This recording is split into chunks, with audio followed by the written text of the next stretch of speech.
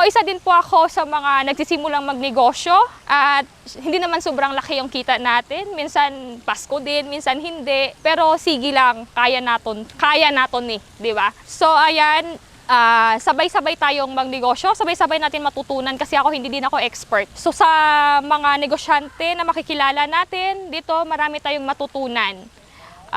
Magiging inspirasyon natin sila, malalaman natin kung paano yung pagpapalago natin sa ating negosyo. Basta, walang susuko, mga kanegosyo. Hello mga lads! Magandang araw! So, andito tayo ngayon sa Garin Farm Resort. So, sa mga kaibigan ko dyan, sa lahat ng followers ko, subscribers, punta na kayo dito. Kanami idriya, grabe.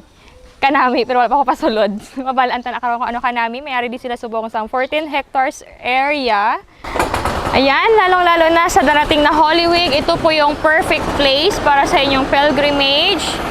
At meron sila ditong 480 steps. At ito yung, alam ko familiar kayo lahat dito kasi marami na nagpo-post sa social media about dito na yung kanilang Blazing Divine Mercy Cross o kaya yung Stairway to Heaven.